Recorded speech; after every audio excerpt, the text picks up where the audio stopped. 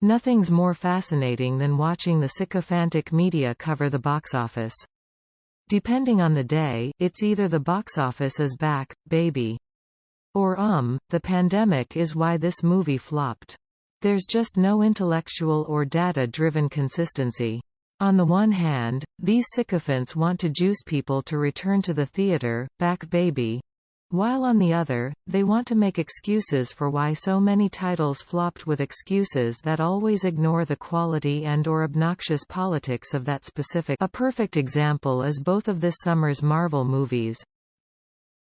On July 7, Black Widow opened to $80 million domestic over a 3-day weekend, Friday, Saturday, Sunday.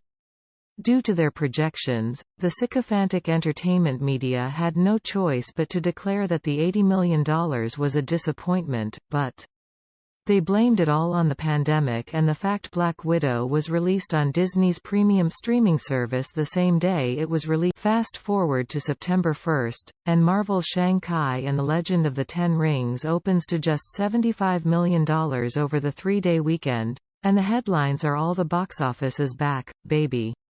Further, Shang-Chi was not released as a streaming title and won't be for another 45 days. So Shang-Chi earned less money than Black Widow and did not face the disadvantage of being released as a streaming title on the same day it was released in theaters, and Shang-Chi is a big hit?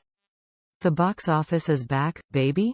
See what I mean? It's all bullshit. By any measure, Black Widow was a bigger box office success.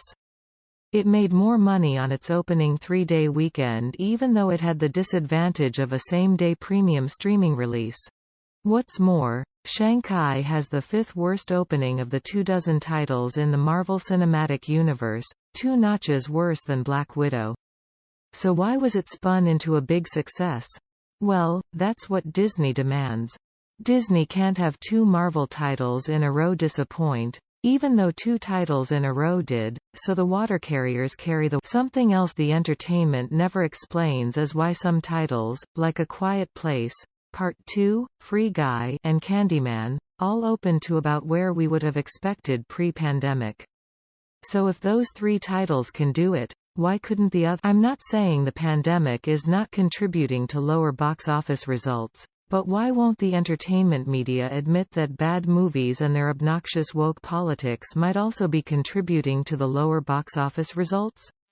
According to the media, every movie that flops is a victim of anything and everything but its own appeal or lack of appeal. These entertainment outlets have no credibility, and Hollywood's problems will not get fixed until someone has the courage to stage an intervention by reporting the truth.